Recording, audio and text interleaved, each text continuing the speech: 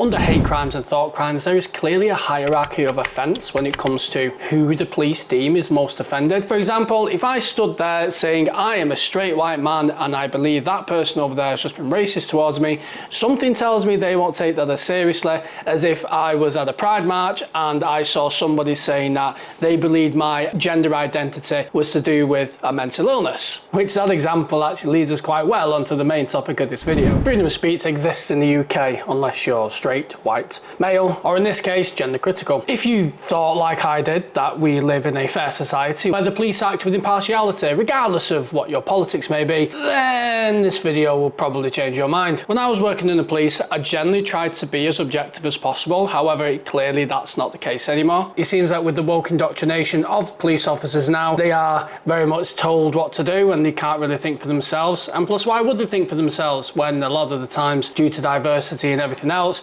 they are indoctrinated into a police force that wants to uphold certain ideologies and certain political agendas rather than be impartial, as you know their fucking oath says they should. And in this video we are going to go exactly over why the police are more politically captured than ever despite a Supreme Court ruling, in particular when it comes to things such as pride and trans ideology, and why it has come to bite them in the ass. The police are supposed to be politically neutral. They're not supposed to take sides. The police's sole purpose is to uphold public order, preserve the peace, and to protect life and property. But of course, as we've recently seen, the police either actively partake in such demonstrations which are politically motivated, or they seem to be more harsh on other ideologies which they don't necessarily agree with. It's actually quite ironic really that left wing used to be about free speech and anti-government overreach, and now that seems to be like a right wing issue. It seems like the right now wish to have more free speech and less law surrounding speech and freedom of expression, and it seems like the left want to be on the hierarchy of offence and discrimination, and you can't say this because I might get offended. It seems like the polar sides of the political landscape have actually shifted, and it's actually quite interesting and entertaining to watch. What a time to be alive. I want to tell you about my best-selling police memoir, The Job's Fucked: Secret Diary of a Police Officer. I wrote this book after 10 years service in the police force, and I do not hold back on what I saw. Corruption, low morale of officers, some funny stories in there too, some dark humour, and lots of other good stuff. So if you want to really find out what happens in the police, and if you want to read the book the police do not want you to read, then check it out. One recent example of where we can see the absolute disparity in the ideology of the police and which political standpoints they're willing to prosecute and willing to ignore is the recent case of Montgomery Toms. Montgomery Toms, a free speech activist, attended Pride in July 2025 with a placard with the trans flag stating equals mental illness. Now, once upon a time, being transgender was considered a mental illness. It was called gender dysphoria, the same as such things as body dysmorphia or anorexia or bulimia. Now, that thinking has now changed. Being transgender is no longer considered a mental illness or mental disorder. And personally, I actually quite welcome this. If somebody's trans, then crack on, do your thing, but you're not the sex what you purport to be just because you believe it. Like, I'm all for people living the way they want to live. That's absolutely fine, so long as it doesn't infringe on the rights and freedoms of other people. However, there lies the rub, and because being transgender and the trans movement in general is quite a contentious topic, it has naturally become very politically charged, leading to all kinds of society, all kinds of different iterations and ideas as to what sex is, what gender is, etc., to the point it actually went all the way up to the High Court because we couldn't as a society decide what a fucking woman was. Do you remember when you were a child and you thought, oh, by 2025 we'll be living on Mars? No, instead we're arguing over what a woman is. Yeah, that's happening. Police have been present at Pride events for quite a long time, and personally I don't think they should be, other than be there to keep the peace. I don't think the police should be decorating their uniform with the pride flags. I don't think they should be changing their epaulets to represent the pride colours. I also don't think they should be proposing to each other like these two individuals. So the police seem quite happy to be marching along in Pride, to be partaking in the political ideology of Pride, and even to change their uniform to reflect the Pride colours. However, if you are like Montgomery Toms, who went there to express a counter opinion to the Pride movement, in particular towards trans, then this will land you in quite a lot of hot water. Now, Toms was arrested for a public order offence. The public order offence, which says a person is guilty of the offence if he uses threatening or abusive words or behaviour or disorderly behaviour, displays any writing, sign or other visual representation which is threatening threatening or abusive within the hearing or sight of a person likely to be cause harassment, alarm or distress. Now, there's obviously some issues with this because he was simply expressing an opinion. He didn't say that you are mentally ill.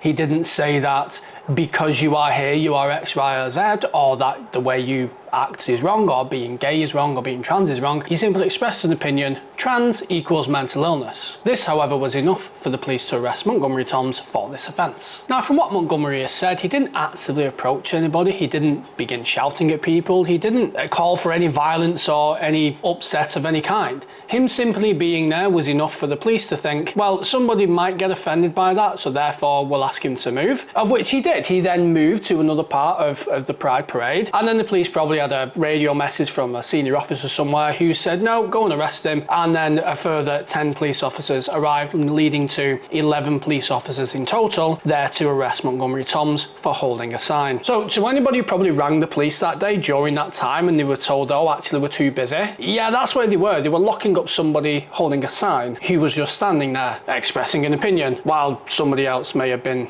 getting burgled. Good use of resources, guys. And again, this just kind of shows how thought crime and hate crimes are treated much more severely when it comes to the law and the police resources available, rather than, you know, actual crime. It certainly seems like the higher ups in the police would rather send a message to go against any kind of dissent of their political ideology which they lean towards, rather than, you know, solving actual crime. The police will of course say that they are not politically motivated and that they aren't there to pick sides, but we know that isn't really the case at all. Pride events are a number of things. They are a celebration of sexuality, they are a celebration of marginalised groups, and they are political. So therefore the police shouldn't be involved in any kind of political movement, because the police are supposed to be apolitical and are not supposed to show any kind of political favour. But we know that this isn't the case, in particular when it comes to Pride, because as we can see, there are countless pictures of officers, quite high ranking officers too, decorating their uniform with the Pride colours, decorating their, and even wearing the coloured face paint. And the great disparity of this when it comes to the public order incident, which Montgomery Toms was arrested for,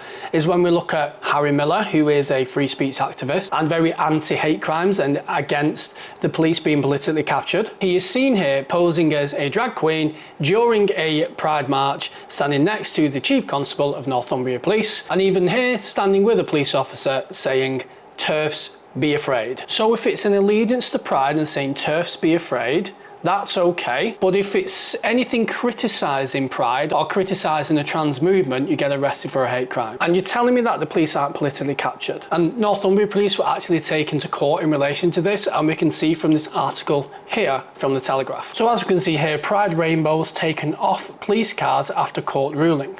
Northumbria officer support for trans rights could raise doubt about fairness and impartiality, says the judge. A police force has agreed to remove all Pride rainbows and transgender livery from its vehicles following a landmark High Court ruling. Northumbria Police have also told its officers and staff they cannot attend a gay pride march in uniform this weekend, in a move that could set a precedent for other forces. Chief Constable Vanessa Jardine offered the removal of the diversity-based symbols from the police cars and vans after a judge rebuked her force over its lack of impartiality. Northumbria was taken to court by a gender-critical lesbian who said it was wrong for officers to take part in events that promoted gender ideology. Now, I for one quite welcome this.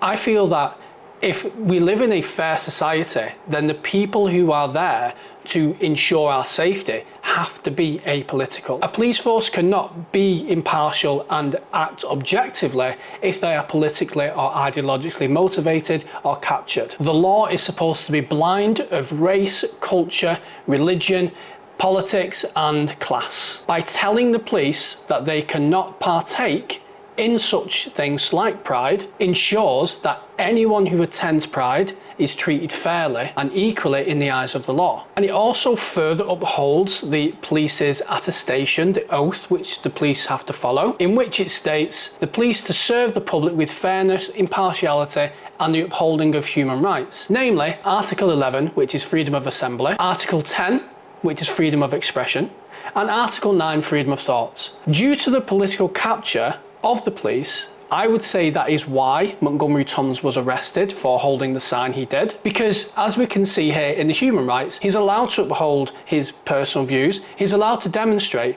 he didn't hurt anyone, he may have offended somebody, but then surely the onus is on the person being offended.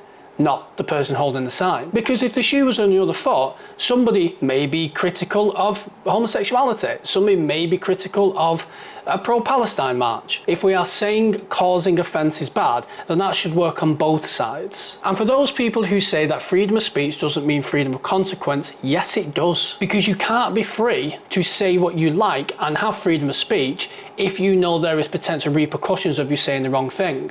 That's allowed speech, and it's very different to freedom of speech. And the issue is, when it comes to allowed speech, that dynamic can change. It can change as to what is allowed and what isn't allowed. And it's fundamentally important that the police serve the public with impartiality. Hate crimes that are one rule for one and one rule for another is not indicative of a fair system. My personal opinion is that if somebody finds something offensive, then the onus is on the person that found it offensive and not the person causing the offence. I'm not a free speech absolutist. There are things what you shouldn't be able to say or do, but I definitely think where we are now, we've gone too far down the line in the guise of protecting people while simultaneously restricting a lot of people's freedom depending on what side of the political fence they sit on. I think if we wish to live in a fair society, then we do not have the right to not be offended. Offence is taken and not given, and in a fair society there are important trade-offs. Either we have the right to not be offended and therefore we open the door to a politically leaning justice system of which there is a hierarchy of offence and victimhood and is completely unmanageable and actual real crime falls by the wayside, or we do not have the right to be offended and we are allowed to express our views and thoughts freely and clearly without fear of consequence, even if those views are reprehensible to somebody else. But I pass it over to you. What do you think about this situation? Do you think that the police are ideologically captured, or do you think that they should be allowed to show support and partake in such political things such as pride? Do you think freedom of speech and hate crime legislation has gone too far, or do you think it's not gone far enough and we need more restrictions when it comes to speech? More than happy to hear your views. Let me know in the comments.